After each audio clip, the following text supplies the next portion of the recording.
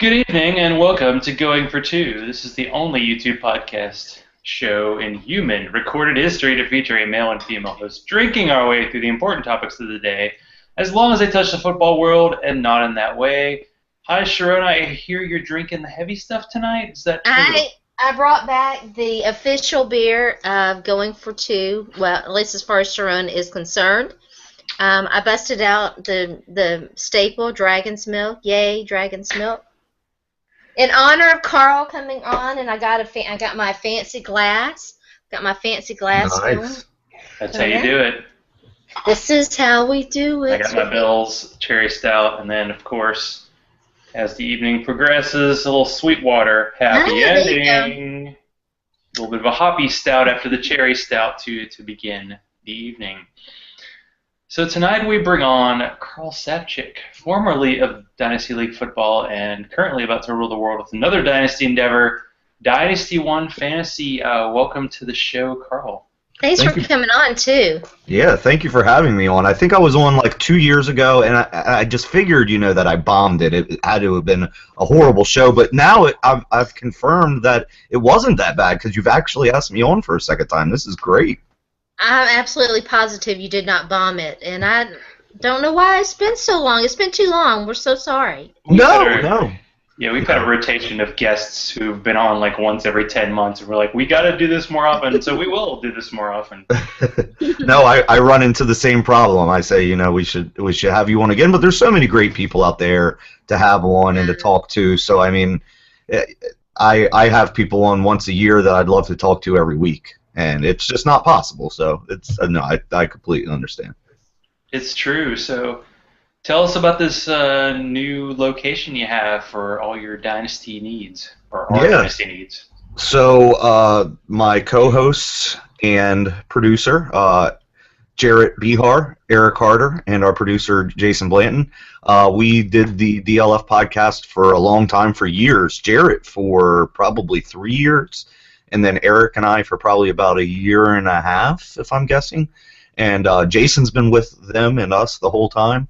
We decided to go venture off into the uncharted waters, make our own path, and make our own podcast and our own website. And Jason and Eric will still be writing for DLF indefinitely. I don't know exactly what their plans are, but we are making a site to where we will be posting articles, we will be doing rankings, we'll be doing all that stuff. In the immediate future, we'll be focusing just on the podcast side while the website gets developed. But yeah, too many people wanted us to stay together, and that's what's going to happen. It's just not going to be with DLF anymore. But they gave me 3 great years. Hopefully, I gave them 3 great years, and I'm still very much in contact and friends with those guys. So an amicable breakup. And there are a lot of fantasy sites that have Dynasty content, but there are only a few that focus on it, and I think that's good to get that nose level on the one variety. The last actual Dynasty draft I did was like 10 years ago, so I feel like I need to do a startup one of these days. I do the ones that Ryan does with DLF, the Dynasty mock startups, just to get a feel for what players are valued at. But it's like, oh man, the idea of locking yourself down for another league is just, you really have to consider it. I love Dynasty leagues, but you have to be so careful. You have to get committed people, and it has to be kind of just right. But yeah, Dynasty's where it's at, because that's where you build your. That's where you get the full experience, to me. And I agree with Zach. I'm very excited, and change can be good. Yeah, absolutely. I mean, this is what I want to do. So, for me to actually venture off and have my own website, this is going to be pretty awesome. I mean, I'm extremely excited. It's sad to leave those guys, but I'm still, as I said, very much in contact with all of them. But yeah, I'm super excited. I mean, there were so many. I'm sure I bugged the partners at DLF often over the years when I would go to them and say, you should do this a little bit differently, and I have an idea that you should do this, and it's their website. Obviously, they can run it the way they want to, but now I will have the opportunity to implement all of those ideas. So yeah, I'm very excited. By the way, I feel really left out. I didn't even bring a beer upstairs with me. What am I thinking? You just have to know, our audience. Yeah. When I try to interview people about their shows, it's two main questions I have. It's, do the people drink while they're doing the show, and should they drink while listening? In this case, definitely both, and probably more for the listening end. Sometimes I don't drink. I would say I more often do. I do not try to come to the show drunk, because then it would just be horrible. But I like to have a beer accompanying me when I do a show. And and as Zach knows, I usually go the IPA route. I like IPAs. Whoops. I had a debate discussion with some people on Twitter. There are fantasy guys. Fantasy guys and their beers are very particular. There are some fantasy guys who aren't fans of IPA. I'll drink IPAs. I think they're good. I like stouts. I like porters. There's, I've started drinking ciders. There's not a lot in the hoppy beer crafty world that I won't try. I'm typically, though, a wine drinker. Yeah. Yeah. That's fine. Yeah, I stick pretty much just with IPAs. I'm pretty snobby when it comes to that. Do you have a particular brand type that you like? Sure. Do you have a favorite child? I don't have any kids, but I have cats. Does that count? But you do get the reference. Yeah. It's like asking your favorite child. I don't have any children either, but yeah, it's like saying who's my favorite child. I love what Dogfish makes. Dogfish Head IPA. Flying Dog. DC Brow is one I'll have soon tonight. Do you like Lagunitas? Yes. I actually have a funny story about Lagunitas. I was in Atlantic City last year, and I did not know how to pronounce Lagunitas. And I was at the bar at, I think, 10 a.m. having a breakfast beer, and I asked the waitress if they had any Laguntas. I don't know why I thought that's how it was pronounced. And the bartender told me, no, but we have Lagunitas. And I tried to play it off. I said, oh, so you don't have any Laguntas. That's what I was looking for, though, That's so funny. Listen, I am the world's worst to mispronounce things, and I once infamously ordered a fat tire as a flat tire. Everybody made that mistake, though. So, it's like, what was it that, there are so many things that I mispronounce. I think so many people called it flat tire. I think more often than not, I heard it called flat tire than I heard it referred to correctly. Now, how do you pronounce Dosaki? Dos Equis. Sounds like a southern thing. You say Dos Equis. See, that's how. See, that I've always, and I'm not changing. No, and nor should you. Or you just, if you've had two drinks, you say Dos Equis. If you're in a Mexican restaurant, dos mas. Mas. Get me up. But Karl, you have to know, Sharona will drink more than one beer on the podcast, and will mix beer and brandy and have a terrible auction draft. So and that's fine, and I enjoy, as a listener, I love shows like that. I went on the X's of Y's podcast with John Evans and Liz Loza about a year ago, and I don't think I'm talking out of class here because it went live. But they, I said they're on the West Coast, so they said, "Will you come on and do a show with us? But it'll be late at night for you." And I think I was going out that night or something. I said, "Sure." I was probably going to go have a few beers, though, before I came on the show. And I guess John Evans took that as an invitation to get, blackout drunk. Now, I would enjoy that, because I'm Team Huevos.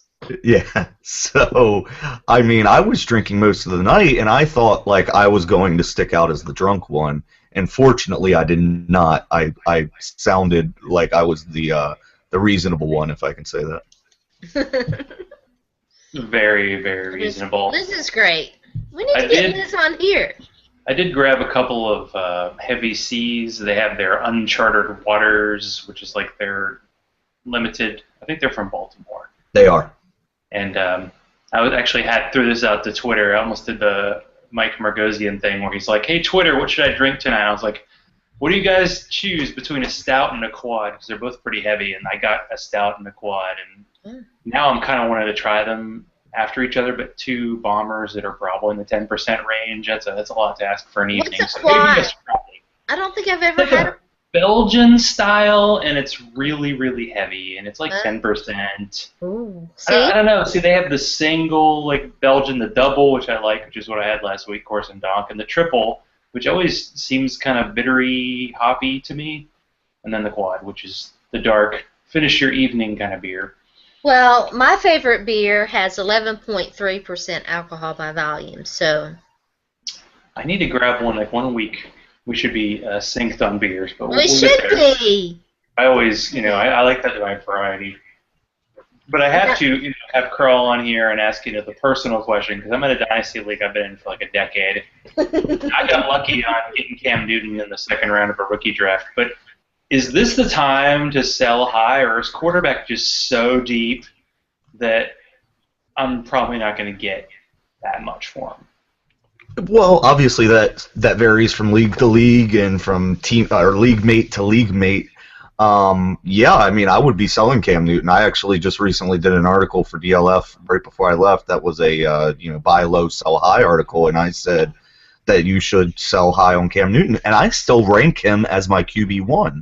So I would rather have him than any other quarterback, but I'd also never have the QB1 because I would be trading that for value. I don't know.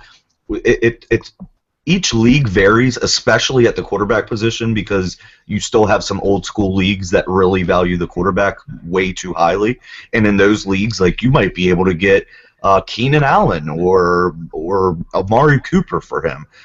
In some more expert leagues, you might not be able to get that. You might be able to get, say, Dion Lewis or Jeremy Langford. So in that sense, I probably wouldn't sell. But if I could get a first-round wide receiver or a second-round wide receiver, I would absolutely be selling. Yeah, it's an interesting league because it is IDP, but it's like you can have 53 men in your roster, so there are no quarterbacks available on the wire. Mm-hmm. So I'd have to get a quarterback back because right now my current quarterbacks are Cam Newton, Mark Sanchez, and Josh McCown. So you do play IDP, huh? How do you enjoy that? It's good. I feel like I should pay more attention to it, but even though we changed our rules, you have to start 3 defensive ends, defensive tackles, 3 linebackers, 3 defensive backs with like a flex. Still, defensive back is just get somebody off the waiver wire. Right. Defensive linemen can be like that because they don't score a ton of points, but your linebackers are your running backs of maybe wide receiver, PPR kind of guys. You gotta get those studs. Man, am I annoyed that Justin Houston had a knee injury. I was like, I'm ready, man. I got him. As am I. I had Justin Houston in every IDP league. I love IDP leagues. They're my favorite. I took over a team that I didn't have Justin Houston, but Jerry Johnson, surprising. He was on my roster. Surprisingly had an absolutely fantastic because of Justin Houston's injury. But yeah, linebackers, and and it's weird because it's kind of counterintuitive. You want to pick the bad secondary. It's kind of right. The bad second. And I hate to say that, but the guys are going to get targeted and stuff. You're absolutely right, and that's like kind of the one problem with IDP leagues, and nobody really knows how to fix it. Because you're going to reward stats, but yeah, you take the cornerbacks. You never want the Darrelle Revis or Richard Sherman or even years ago the Champ Baileys. Yeah. They're just not good in IDP because they don't get targeted. I mean, Josh Norman was probably targeted less last year than almost every starting cornerback in the league. I don't have those stats in front of me, but I'd be willing to bet that he was targeted less than every other corner, or at least right up there with Richard Sherman and Darrelle Revis. But yeah, so you want those guys the guys on the waiver wire are usually better than the guys that were picked. Yeah. It really is fun, though, in that way, because you have to know, I like the leagues where you really kind of have to know the ins and outs of the scoring rules and all of that, because that makes it fun. I actually have one spot open in my home league that's an IDP league. If either of you are interested. Or even both. You could have a going for 2 team. Oh, man. I'd be interested. I'll let Zach have first dibs. There'd be some GM openings. I won't put you on the spot. You guys can answer me at a later date and time, but I will say this though: I have definitely committed to not. Like Zach, I did a lot of the mocks and everything last year, a lot of MFLs, and I have committed to not doing as much this year because it just was so stressful. Yeah. It should be fun. Fantasy football should be fun. Right, absolutely. And I actually, right now, I'm in one league. I had 3 leagues through DLF. So when I staff leagues, I had 2. I was in 2 staff leagues and the podcast listeners league. So I'm in one roster management league right now. Now, obviously, I'll do a couple redraft, and I have a couple best ball dynasty leagues, but I don't really count those because they don't really weigh heavily on me during the season. They don't, but I get stressed about it. but I'm very new to it, okay? So I was like, I'm not even going to check. But Zach kept me up to date on how badly I sucked in our listeners' league. Oh, gosh. That's so bad. Well, I spent like 50% of my auction money on, Eddie Lacy and... yeah, I invested towards ACL, yeah, that was bad. I invested heavily in the Colts offense, and it just stunk it up. Yeah. And, it was just it was a weird kind of year for skill players that way. Yeah, it definitely was. I had so many Andre Johnson shares, and I love him so much, but, kind of done. I guess he is too. Did he? Has he retired yet? I don't know. I've kind of been off the grid. I have not seen whether or not he's retired, so I guess he's still mulling that over, as far as I know. Yeah, the Colts let him go. Yeah, well... Now, I did 3 MFL 10s last year, and I did not look at them until towards the end either. And somehow I ended up getting first, and third in those 3. So you should clearly do like 500 this year, right? Right. Well, I said multiple times last year that if you won in fantasy football, then you're really bad at fantasy football in 2015 because it was just such an odd year. So I can't take too much credit if I'm going to complain about the leagues I didn't make the playoffs in and then I did good in my MFL 10s, then I'm kind of contradicting myself there. MFL 10s are tough, but I do like how they give you a really accurate view as to what players are ranked. Because I did one like 2 weeks after they started because I just wanted to do one that was pre-draft, but I wasn't even touching the rookies. Like after Ezekiel Elliott, I'm like, I don't even know who all these guys are, and I still really don't. But guess what? I have a month till the draft, so I'm doing okay. Yeah. But have you been doing the crash course on all the rookies? Are you getting caught up on these guys? Yeah, that's exactly what I've been doing as a crash course because contrary to most dynasty writers and dynasty players, I do not really watch much college football. Part of it's because I have constantly worked Saturdays throughout my life. Part of it is because I'm just not that interested in amateurism. So there's kind of like a stance that I'm taking. It's a soft stance, but I don't really want to benefit off of players who are not getting paid. But as I've gone along in my dynasty career, I kind of see now that it's a necessity. But at the very least, yeah, February, March, April, Yeah, it's crash course time. It's time to watch film. I was watching some Corey Coleman yesterday. I was watching some Josh Doxson yesterday. Yeah, I need to get caught up on these guys, and I definitely have started that process. So what do you think? I have the 6th pick of my rookie draft. Mm-hmm. Who's falling there? Is it going to be a who gets drafted where kind of situation? Probably. You could cross your fingers for Corey Coleman. He is my second rookie right now. So, like, I would rather have Ezekiel Elliott above anybody. Just he looks like a transcendent type running back. And then it's going to get weird. I think a lot of drafts could be different. A lot of drafts could see Laquan Treadwell go 2nd overall. I think some people will draft Josh Doxson 2nd overall, and I like him, but I don't love him. And then you're going to have like a mix of guys with Corey Coleman and Will Fuller and, of course, Derrick Henry, the Heisman Trophy winner. He's been a polarizing player thus far. A lot of people think that he could be a future stud in the NFL, and a lot of people think that his game will not translate. I think he's going to be awesome. Yeah, I personally think it's going to be somewhere in the middle. I think he's going to be good, not great. I don't think he's going to be kind of like a Mark Ingram kind of player? Sure. Well, yeah, I mean, Ingram, like a souped-up Brandon Jacobs, maybe. I don't know.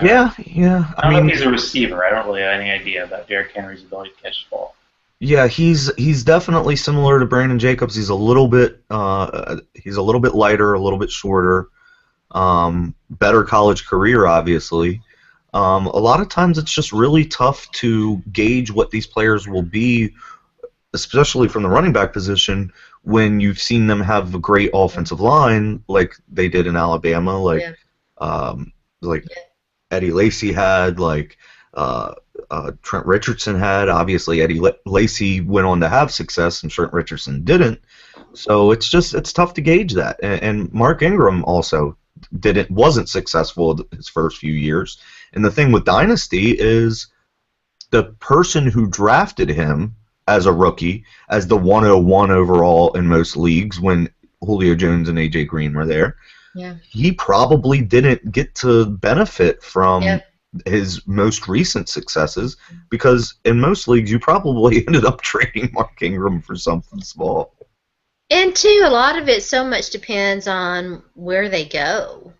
You know, what teams they go to, how successful, how solid and consistent those teams are. I mean, you know, like a guy like Bishop Sankey going to the Titans with all the, you know, the mess that they've been in. You know, that's Eddie Lacy's successful because he went to a successful franchise. Sure, but also when Mark Ingram went to the Saints, that was viewed as the perfect destination. I mean, they were a good team. They had a good offense. Yeah, they had a running back need. You cannot depend on Saints skill players. You never have been, and unless it's Drew Brees and Marquise Colston for like 1 or 2 years, Jimmy Graham for Colston, 1 or 2 years. Colston had a great career there. Well, but maybe not as of late, but he had years where, you know, you were like, I just feel like overall he never lived up to how high he was consistently drafted. Because you had and I drafted him. I drafted him a lot, so I maybe am a little jaded there. Well, and Sharona is a UT, you know, fan, so all the times Alabama beat the crap out of their own line. SEC. You know, I mean, you would have those games where, and they were more than you wanted. You have to learn to live with some goose eggs, but Drew Brees spreads the ball around a lot, and he spreads the ball around consistently, and they are very well known for using, you know, a multi-back system, and, you know, undrafted players will get playing time over your high draft picks if Sean Payton feels like they will produce. And I'm not complaining about that from a success standpoint, because they have been very successful, but from a fantasy standpoint and from someone who's invested very heavily in Saints skill players, I have decided I stay away anymore. I mean, that's fair. The difference I think I see is at the time that Mark Ingram was drafted as a rookie in Dynasty rookie drafts, I don't think we knew all of those things about the Saints. I mean, we know them now. I don't think we knew that then, because this was, what, 5, 6 years ago? 5 years ago, I guess? A pretty good while, yeah. Yeah, so while I agree with you, obviously fit matters, scheme matters, I don't think we can predict it as well as we think we can. And I've gotten in this debate with so many different people, Christopher Harris, Jacob Brickroad. I just think that a lot of times you need to pick the best player. I mean, we saw when Calvin Johnson went to the Lions, that wasn't viewed as a good fit or a good place to be. When Josh Gordon went to the Browns, that obviously looked horrible. That turned out to be horrible. For different reasons. But but I mean, he exploded. I mean, he was the wide receiver 1 in 2000 for 1 year. Yeah. Yeah. So a lot of times, just really good players. But if you took him in Dynasty, you're like, you know. Well, I took him in the 5th round after his rookie year, and I think even that 1 year, that was probably worth you think? a 5th round pick. I don't know. It's almost like when you play the NFL 10, you do a best ball, you get the great weeks. The bad weeks suck, but yeah, you get the top performance from a guy even from a limited time. You got to feel like you did okay, and people were still trading high picks for him. I saw on That's Twitter, true. like someone, either Matt Waldman traded for him or traded him to someone for like a 2017 first round pick. But that's, kind of Even crazy though he hasn't in a been way. reinstated yet. I mean, it may not be. I mean, it's just kind of crazy. It just shows there are some YOLO players that will do that. If I take a guy, I want that high and with all I want more than 1 year production. Sure. If he's like a 9th round pick and you get that, you're like, yes, I won that. Yeah, but you probably, or there's a chance that you won a championship because of him. Maybe. And if that happened, then it was worth it in my mind. And then you got 2 years off, obviously, 2014 with him only playing 5 games, and then 2015 not playing at all. But let's just say, for instance, you didn't trade him. He could go back to being one of the best wide receivers in the game in 2016. And he's done. It's crazy. Wow. That he's like 24 or something this year. Listen, you don't miss that much football time and come back. I'm sorry, he's done. Wow, that's bold. Exclamation point! Boom. So do you draft do you do other startups? Are you planning on? I mean, obviously, if you got a new site, you got to do that, right? I'm at the very least going to join this new league that Scott Fish is putting out in a few days. Scott Fish is like the mad chemist of leagues. He is. He is. Between him and Ryan McDowell, them two both make some really awesome leagues. Are you in the under the helmet kind of thing where you don't trust anybody over 25, or are you still okay with taking older guys? Am I being set up right now? Do you already know the answer to this? Or? I mean, do you like them young, girl? Do you like them young? We could go down this road if you want to. I don't have a reputation to uphold at another website right now, so I can just go off the hinges and say that drafting the under the helmet way is very stupid. It doesn't work. They literally glorify losing. I don't understand why you would do that. I don't understand why you would market to people that losing is good. I play fantasy football to win, whether it's monetary gains or bragging rights. So I don't find losing very fun. I don't really see why anyone would do that. Do you feel like you have to layer kind of your league? Sure. Yeah, absolutely. And it depends on position. Like a player like Eli Manning or Ben Roethlisberger, running back age, they're retired 4 years. Wide receiver age, they're about to retire. But quarterback age, they could play 6 more years. And I don't know how far you can really project. You project more than a year or two. I mean, if you have a stud like Roethlisberger for 3 years, you're good. He's your starter every week. Right. Even Eli Manning is a guy you probably start most weeks. So Yeah, you're okay in quarterback, and even like I mean, I did a dynasty mock startup, and I ended up getting Delaney Walker for the Titans, like in the 10th round or something. I'm like, he's 31, but I'll have him for. He's probably okay for a few years because what else do the Titans have? They're trying, but come on. Sharona loves Team Delaney. Yeah, I know. I'm sorry, I was like 35 minutes in, and I finally mentioned the Titans. Everybody knows I'm Team Delaney. But yeah, no, you bring up a good point. Look, obviously age is important in Dynasty. I recognize that. I think almost everyone recognizes that. With running backs, I mean, Adrian Peterson is worth a lot still because even rookie running backs and younger running backs only stick around a couple years. I mean, we saw what happened with David Wilson, Marcus Lattimore, Jonathan Franklin. I mean, the list goes on and on where you just don't know whether a running back is going to stay in the league very long, even if they are young. So never predict. Yeah, so players like Adrian Peterson, Matt Forte, Jamal Charles, players like this, they're still very valuable because even if you only get 2 years out of them, you may only get 2 years out of Buck Allen.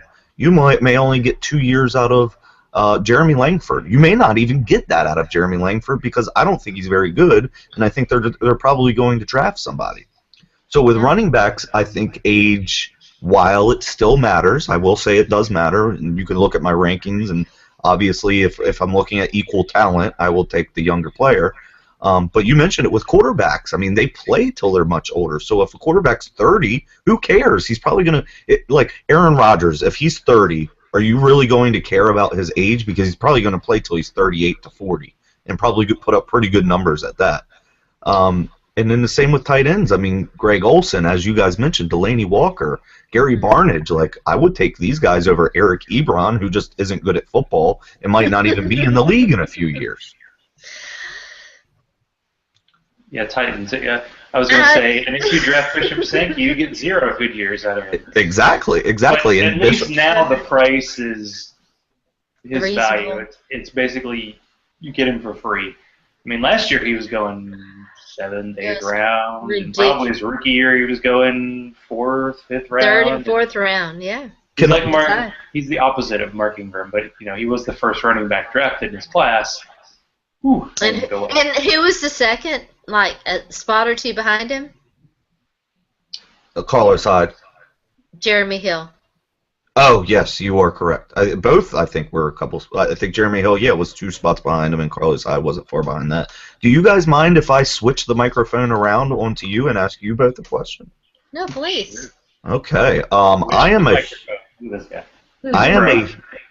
a huge DeMarco Murray fan. I was a fan of his before the breakout season in Dallas. Obviously, I'm a Redskins fan, but I cover the whole NFL. I try to keep a pretty unbiased opinion of all players, and I really love DeMarco Murray's game.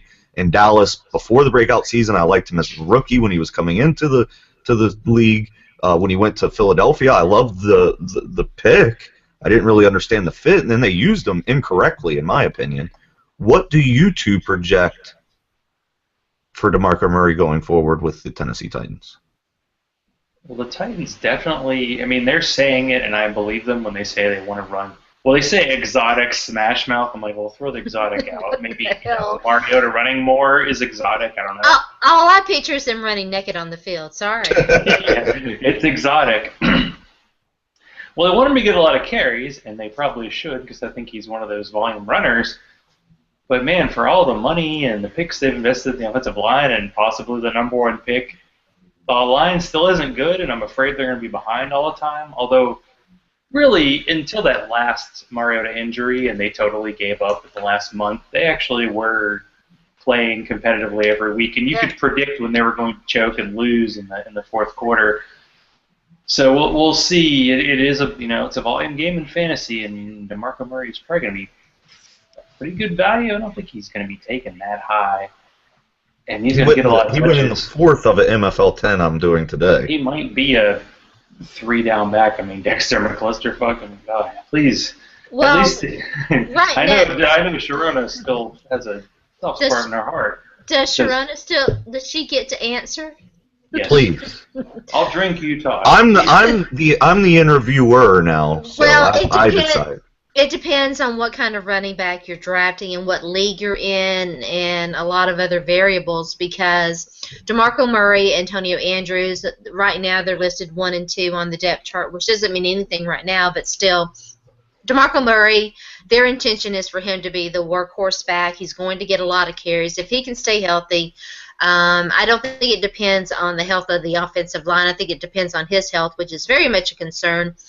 But I do think that you're looking at a Titans team that is going to do some different things with their running backs. They do still have Dexter McCluster. They do still have Bishop Sankey. They're 1 and 2. Neither one of them are very good in the passing game. They're going to have to get creative there. So we'll see where their depth chart comes in, like at the end of the preseason. Because I still think legitimately they could add another running back. And they got David Cobb. They have David Cobb, and then they invested a 4th-round draft selection in their fullback, whose name I can never remember. Fowler out of Alabama. Yeah, Ryan, and he got some carries last year, but still, and he's going to be on the roster. I don't see any scenario where, unless for some reason he ends up on IR. So you've got right now 1 and 2 are guys that are the same, and then you've got 3 and 4. Guys that are sort of kind of the same. Bishop Sankey has the possibility to be more of that down, that running back that can get carries, but still he is a guy they can use in the passing game. So I think that they're going to have 2 different types of running backs, and DeMarco Murray for sure is their number 1 and the guy that they're going to give the ball to a lot. Sorry, guys. That they're going to give the ball to a lot, and he's going to get a lot of carries, and he's going to be the guy they expect to get the tough yardage, but they're still going to have a running back that's going to come in situations where they want to flex out, where they want to get creative with their running back, and who that guy is probably, right now, looking at their roster, a toss-up between Bishop Sankey and Dexter McCluster. Wow, that was very in depth. I appreciate that. That's exactly what I was looking for. Yeah, I'm a big Murray fan though. I think I'll own him in probably every dynasty league, every MFL 10, all that stuff. And you got that whole old running back thing going for him because it's like 28, 29. But oh my God, he's dark horse. He's not going to make it. Dark horse candidate to lead the NFL in carries. I mean. One guy had 300 carries last year, so why not? Yeah, absolutely. Hey guys, I want to thank y'all for having me on. I only had a little bit of time tonight. Give yourself the pimp here. Tell us where you're going to be. Where do people find you? So we're making a website, dynasty1.com. Dynasty1fantasy.com. There's not much to it yet. There will be eventually, but hopefully next week. Next Tuesday night, we will be recording our very first Dynasty One podcast episode, which we're very excited about. Yeah, all of us have definitely built a rapport with each other over the past couple of years, and I'm personally, just on a personal level, really happy to keep it up with those guys, and I know that I know just from speaking with them that they're very excited as well, and thanks to Rumford Johnny, who made us an awesome logo. Have you seen that? That thing looks really very cool. Yeah. He's the logo meister. He's a fun guy. Mm-hmm. Well, very, very much good luck to you guys. I'm so excited, and I can't wait to hear it. Sure, and if you guys are interested in that league, let me know. Yeah, definitely. Thanks for being on, Karl, and best of luck on the date tonight. At least you'll have good beer, right? No, I'm not going out on a date. Don't let all the lady listeners know that. Oh, okay. I'm just kidding. Ladies, he's still available. I am very much still available. All right, guys. Thanks again. All right, bye-bye. Bye. Yeah, that's one of the weird things about, well, I don't know if it's weird, but I looked and saw that of the Ask You Fantasy Football Expert interview list, he was number 120. And I'd say of the 130, 140 people interviewed, there were like 3 or 4 people who were single. He's one of them. Ah, what? Just about all these guys get locked down. There are a few ladies in there too, but they're all locked down. Ladies, get at him. Exactly. Hey, I do a podcast. Come on. Hey. Bring it on. Yeah, so hot Titan stuff. So are you excited to hear about all the pro day stuff, or did you ignore all the pro day stuff? I have not paid any attention. I've been very much off the grid doing other things, so I need to catch up. I did catch up on Titan stuff today because I did a podcast for Josh Johnson and Nick Wagner, and that was fun. And we talked a lot of Titans and stuff, and talked about the wide receivers and Jarrell Casey and DeMarco Murray, the running back situation, and all that. So I caught up on Titan stuff. I very much like the Rashard Matthews signing by them, and they've bolstered there, and the Rashad Johnson, the guy that they got from. I was surprised he didn't get more interest. The Cardinals safety, but anyway, it was a good pickup by the Titans, and so they're making moves. Yeah, I guess with Dick LeBeau, who's older than like my parents as defensive coordinator, it makes sense. He's older than you and me combined. All of their defensive guys they've signed have been on one-year deals. It's like, we might have a new defense next year, so let's not lock anybody down. Well, did you see did you see the report by PFT? What are they talking about? The ownership? Yeah, the ownership thing, saying that there still could be a forced sale. Listen, I don't even know what forced sale means, but I know dollar signs will be coming their way at some point. Listen to me. It's not going to happen. It's not going to happen. I don't know where Mike Florio is pulling shit out of his asshole, but the NFL does not. The NFL is not the NBA, and this is not whatever that fucktard was who couldn't keep his mouth shut, kept running off at the mouth about There's not going to be a forced sale. You can get that out of your mind. If the Titans get sold, the guy from the Clippers. Yeah, this isn't even close to that kind of situation. Donald Sterling. It's not, and it's not going to happen. Titans would sell if someone threw like crazy ass money at them. Maybe, I don't even know. I mean, it's like Amy Adams Strunk is being pushed out there. She's the owner, the face of the franchise. It's all bullshit. Except for her love for dumbass interim coach we get to have for another year.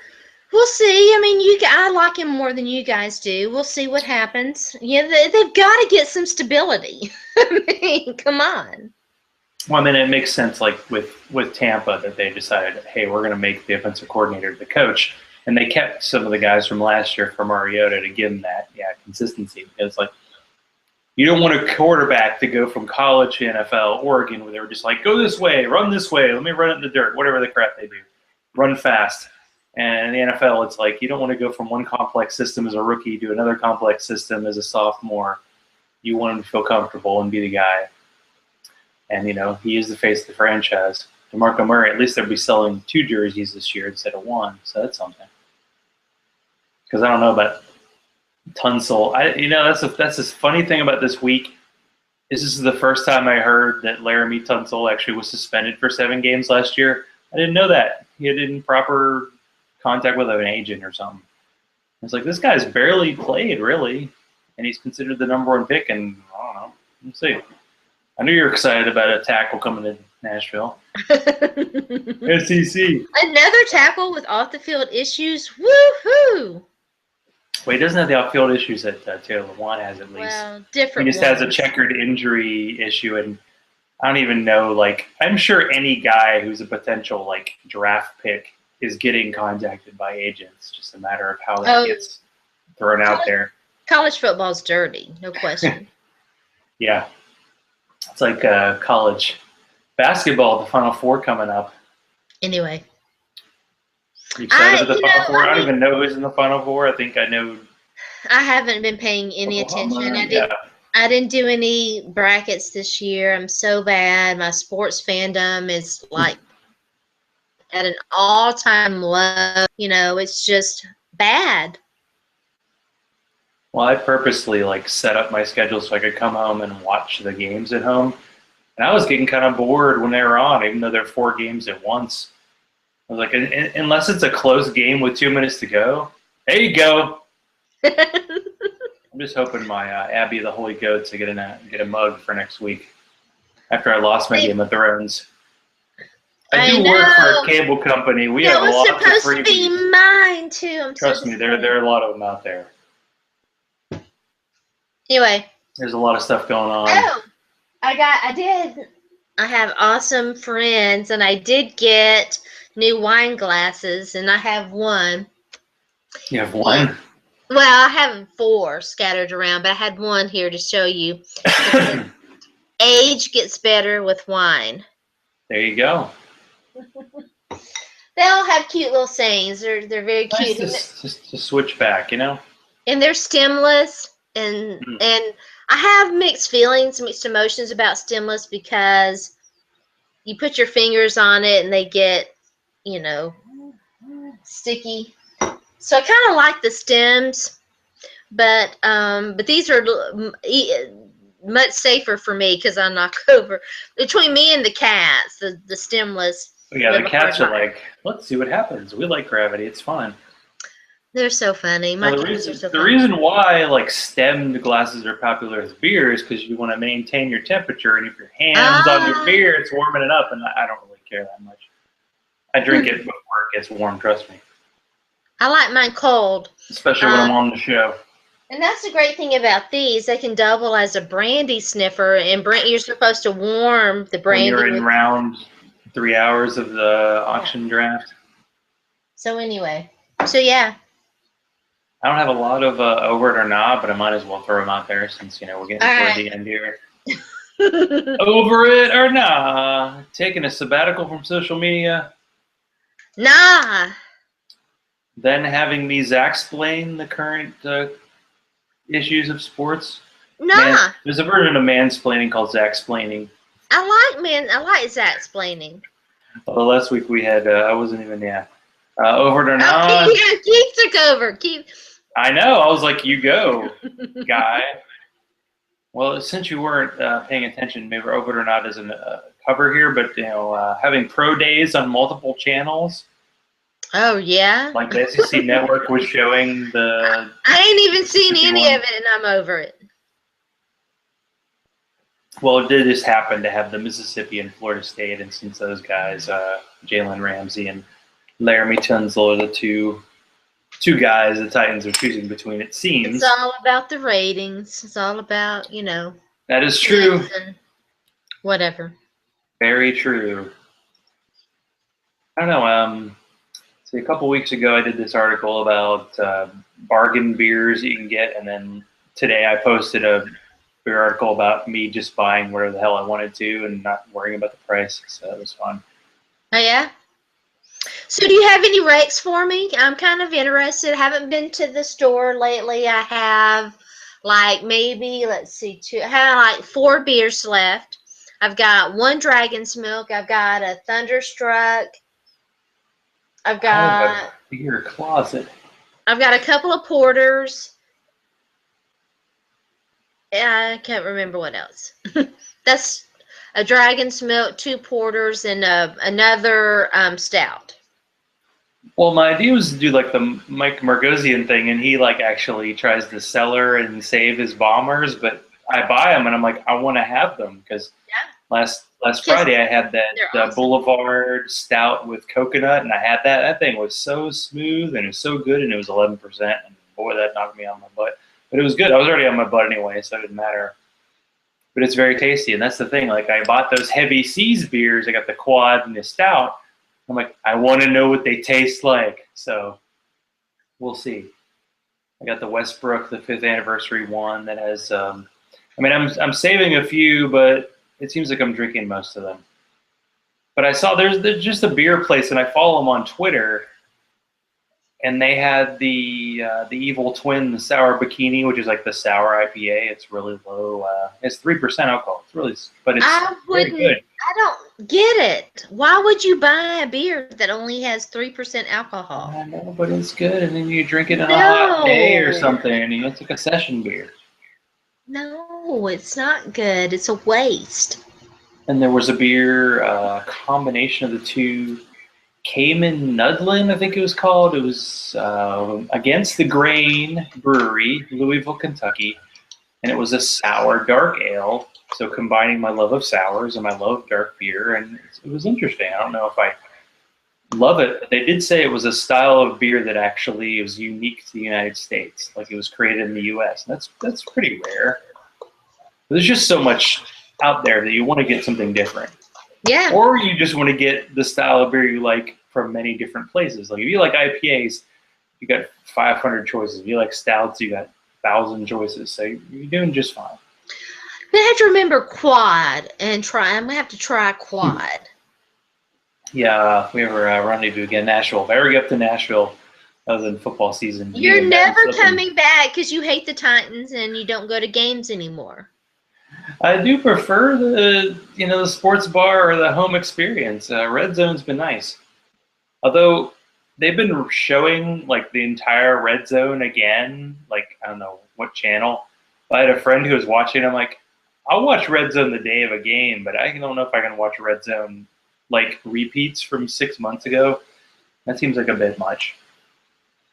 Because kind of know what happens. I wouldn't do it. It's ADD that cannot be repeated. But you know, if I have spare time, do I get kind of talk gaming just a little bit? Sure, game us. So I finally broke down and got the Elder Scrolls Online. Excuse me. And with the little free time that I've had, wow, I'm having fun. Is this a new game for you? It's a new game for me, but it's a new progression game in a gaming series that I've played for 14 years. 12 years. So it's like a Mario. It's the next version of that. Kind of, yeah. I mean, I don't know. Mario's had like different versions, but it's always seemed like the side scroll is the one that people like the most. Even though they've had like the 3D versions and they have the Mario Karts and all that, but it's like a certain style. Super Mario 3 was my favorite. I just remember we were in Chicago a few years ago and went to a friend of a friend's house, and we just played like either the first or second Mario game and just rotated, and people just came in and kept playing, and that was kind of fun. And there was alcohol involved, so it was fun. Playing video games and drinking alcohol is awesome. Go. I know I have to get my Wii fixed because the cats chewed through one of the cables, and I don't even know if they have a replacement for that. My cats have become such lovey-doveys. I mean, they're just Bandit's like has to go everywhere I go. It's like, come on, dude. Yeah, our cats are getting crazy because it's spring and they just go nuts. Mine are molting. Is that the right term? They're losing their winter fur. Getting their summer coats. And we've had hacking and stuff, and I'm not used to that. Welcome to Team Cat. I had a dream. Team Dog. I had a dream about Libby last night. It was sweet and weird, and she was still alive, and I miss her so much. But I love my cats. I still love you, cats. I swear. You're okay. I do. No, they're awesome, and they're sweet, and of course, Bandit's always snuggly, and Smokey's more snuggly, and Iggy's kind of weird. He's kind of weird. But Iggy and Smokey are kind of little lovebirds, which is kind of sweet and cute. Yeah, the brothers we have are very good friends. Karl brought up that league that he was saying, do you want to get involved in? And the concept of being in a fantasy league is intriguing to me, but the knowing I have to do stuff makes me go, nah. I know. Well, we'll talk off camera about it. Because I got invited to potentially to another league this year, and I'm like, wait a second, I'm doing my dynasty league, I'm doing my local league, and then I'm doing a third league. I'm definitely limiting mine. The maintenance, 5. No more than 5.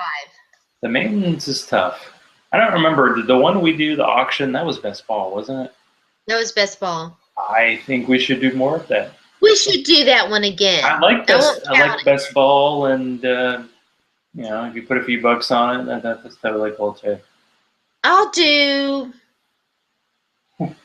2 or 3 best balls, and no more than 5. Set your roster, and that's it. I'm not stressing myself out this year. It's a lot of stress for a little bit of payoff. Hey, by the way, though, a week from Thursday, I will be with the wife. We'll be in New York City for 5 days, so I'm already trying to plan my pizza journey, like from pizza place to pizza place. Awesome. It's all about the food. Soho. Well, there's so many. Well, it's been a pretty good while since I've been there, but yeah, there's a lot of good food there. New York City. What was the very touristy place? 3 if by land, 2 if by land, 3. There's a very touristy place that you have to go, and I'll have to look it up and see if it's still there. Oh, Brazilian food. Get some Brazilian food while you're there. It is so like a awesome. Brazilian steakhouse, or is that? It's kind of Brazil's version of hibachi. Well, it's kind of like whatever kind of food you like. You go to New York, and they're gonna have 50 places like whatever you want to get. Yeah, but not all of it's good. Like all the, I'm sure some are like kind of touristy, but like the coal-fired pizza places. I went to one last time we were there, and there's just a bunch of places to go. So it's gonna be good, and I feel like I need a little bit of a break. I'm a contractor at my company, so when I take time off, I don't get paid. They like taking time off, but I'm like, we're gonna take a few days off and enjoy. And Allison's been sick since her mom got home from the hospital. She's been had a cold the last week, so we're like, let's do stuff this weekend. Then we're like, let's just stay home. Okay. I know she's been stressed. Bless her heart. There's been a lot of stress happening. Yeah, bless her heart. Having to deal with me and my podcast and fun. So she's downstairs. I don't know if she's doing a workout or what. All right, so who we got next week? Well, Matt Harmon, I reached out to him, and he said he'd do it. He is West Coast, so we'll see. And he actually has his own show he does where he interviews people who talk about fantasy football and who write about fantasy football for a living. So he's had guys like Sigmund Bloom and Matt Waldman and such on. He does reception perception, so we can talk all about wide receivers. I tried to ask the street free agent. He was on here. He's all about the drinking, and he's a crusty old guy, but he drinks a lot of beer, so he'll get along with us just fine. And we'll see. Well, we're like 4 weeks in the draft, aren't we? Yeah, not far. Do you have your itinerary? You planned? I've got to get on that soon. Anyway, yes. Yes. You'll find a place.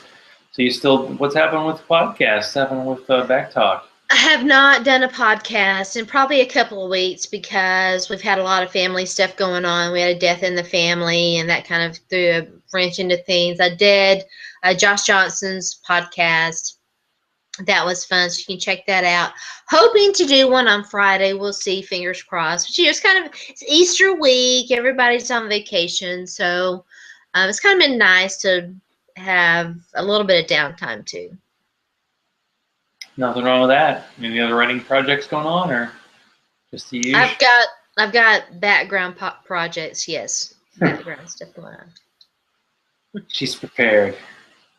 And if you go to ZachOnSports.com, you can check out my beer musings. It's pretty much all I write about these days, because beer is a glorious thing. Right. Happiness. So thanks, everybody.